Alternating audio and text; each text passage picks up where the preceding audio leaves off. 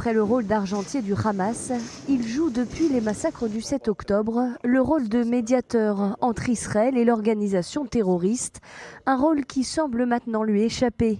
Le Qatar l'avoue, les négociations sont difficiles et Doha entend maintenant réévaluer sa responsabilité d'intermédiaire entre les deux parties.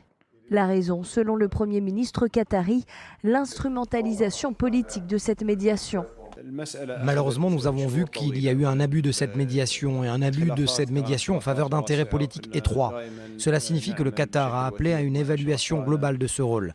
Nous sommes maintenant à ce stade d'évaluer la médiation et également d'évaluer la manière dont les parties s'engagent dans cette médiation. Nous y sommes engagés d'un point de vue humanitaire, mais il y a aussi des limites à ce rôle et des limites à la capacité avec laquelle nous pouvons contribuer à ces négociations de manière constructive. Le Qatar prendra la bonne décision au moment opportun, au bon moment.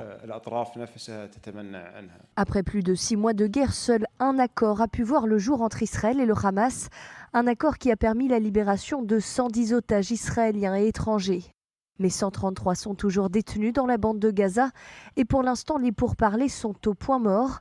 Et malgré plusieurs rounds de négociations à Paris, Doha ou encore au Caire, le Hamas refuse systématiquement les propositions faites par les États-Unis et Israël. Le Qatar reproche à Jérusalem de dénigrer son rôle et les résultats obtenus, alors que les derniers pourparlers se sont soldés par un échec, le Hamas prévoyant de libérer seulement 20 otages. L'affaire dure depuis plusieurs mois et les divergences sont considérables.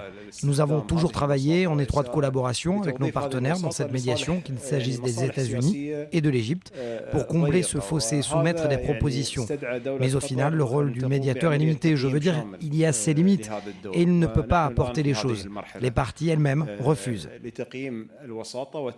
Le Qatar semble donc jeter l'éponge de ce rôle de médiateur. Reste à savoir qui va prendre sa place. L'Égypte joue lui aussi un rôle de médiation important entre Israël et le Hamas et pourrait remplacer le Qatar si l'Émirat décide réellement d'abandonner sa responsabilité. En attendant, le temps presse, 133 Israéliens sont toujours détenus en otage à Gaza.